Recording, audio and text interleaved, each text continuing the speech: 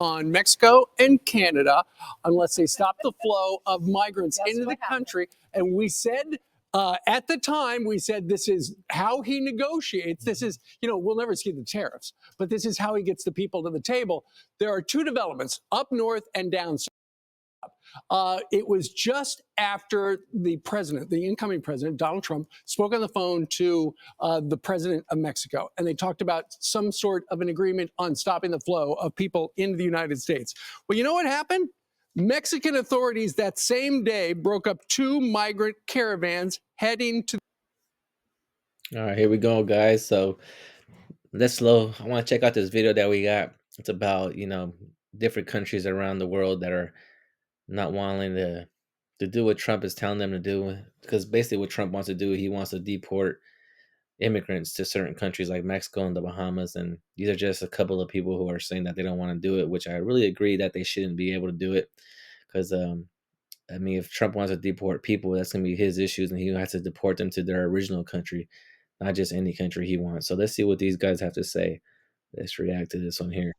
We begin in the United States. President-elect Donald Trump's team is making a list of nations to which migrants will be deported if their home countries refuse to accept them. This list reportedly includes the Bahamas, a tourist hotspot in the Caribbean that has now rejected the president-elect's proposal.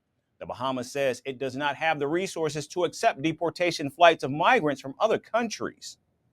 The Office of the Prime Minister wishes to address recent reports regarding a proposal from the Trump transition team in the United States for the Bahamas to accept deportation flights of migrants from other countries. This matter was presented to the government of the Bahamas, but was reviewed and firmly rejected by the Prime Minister. Since the Prime Minister's rejection of this proposal, there has been no further engagement or discussions with the Trump transition team or any other entity regarding this matter. Now, See, I mean, this is the big problem I got with Trump. Why is he just trying to send people to any country that he feels like he can send them to? That's not right. And I'm really happy to see other countries come together and just, call the guy out and not let him just do what he wants and just bow down like some other politicians are around the world. So let's see what else they got to say here. apart from the Bahamas, Donald Trump's list of reportedly includes Mexico, Panama, Grenada, and the Turks and Caicos Islands. The plan could mean that thousands of migrants are permanently deported from the United States to countries they have no connection with. Now, it's unclear whether these migrants would be able to legally work and live in the countries to which they are in fact deported. Meanwhile, Donald Trump would force these countries to agree to his proposal. How he would do so remains a mystery. But what is clear is that the incoming president is adamant about expelling millions of people living in the United States illegally. The United States is now an occupied country, but it will soon be an occupied country no longer. Not going to be happening. Not going to. It's not going to be happening. This is a weird, ironic thing, isn't it? I mean, it's an occupied country, and my thoughts on this is something that's, it's we have people that lived here from thousands of years, and the same thing happened where other people came here to this country and they expanded it. They took out all the indigenous people. They call it somewhat of a manifest destiny where it was God's will for them to do it. And it's just a weird circumstance going on where it's like a new age manifest destiny and people are coming back to their original homelands. A lot of the people that are coming here, are people that had, were able to be on this land and were able to live here and they actually lived here, their ancestors. So this is a weird dynamic of what's going on. Let's see what else the Trumper has to say. Be happening. On day one, I will launch the largest deportation program in American history to get the criminals out. I will rescue every city and town that has been invaded and conquered, and we will put these vicious and bloodthirsty criminals in jail. We're going to kick them the hell out of our country as fast as possible. It's just funny because I know a lot of people voted for Trump, and the first time around he said that Mexico was going to build a wall, and people believed that, and now the fact that they didn't, Mexico didn't even, pitch in nothing for the wall.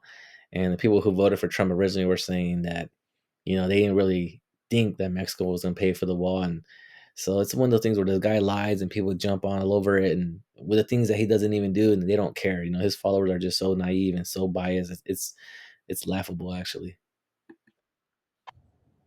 The incoming Trump administration has also vowed to round up and deport foreigners belonging to rival countries like China. Meanwhile, Mexico is hoping to strike a deal with Donald Trump to limit non-Mexican deportees it could receive from the United States. Obviously, we stand in solidarity with everyone, but our main purpose is to receive Mexicans, and we hope to reach an agreement with the Trump administration so that, in case these massive deportations happen, they send people from other countries directly to their countries of origin. That's a politician I could really respect. Claudia Sheinbaum is a very intelligent woman. Um, Obviously, I'm Mexican, so I'm pro her all the way. I like the way she talks. She's a very smart lady, and I think she's gonna do great things. On the heels of AMLO being the president of Mexico and pushing the agenda forward, I feel like she's gonna do some great things. And there's a lot of more videos I'm gonna do about that because I really feel like Mexico has a lot of women that are gonna be coming up in the country, whether it's sports, whether it's politicians, engineers, scientists. I think a lot of women are gonna be pushing the Mexican agenda forward. I'm really excited to see what's gonna happen. Notably, the U.S.-Mexico border has become a place where migrants from around the world are gathering with hopes of crossing into the United States. And experts estimate that around 4 million Mexicans currently live in the United States without proper documentation and face the threat of deportation. Hence, Mexico cannot afford to exhaust its resource over non-Mexican deportees, as those would be needed to accommodate its own citizens. I think this immigration policy proposed by the President Claudia Sheinbaum is much more complex than that of the previous government. Still, we do not know anything, there is no support, there is no government presence in accompanying these caravans. The way I see it, Donald Trump is pressuring her, because Claudia Sheinbaum is not going to say something like that on her own initiative. That's because Trump is pressuring her to say things.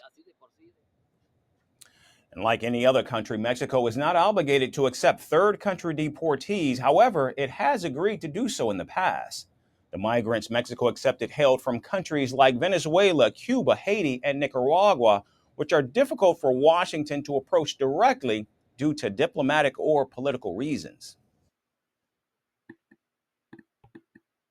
Yeah, so back to what Trump is going to try to do. I feel like it's going to be an interesting dynamic going on where, if he really tries to deport many people like that, I mean, we're going to be the ones paying for it.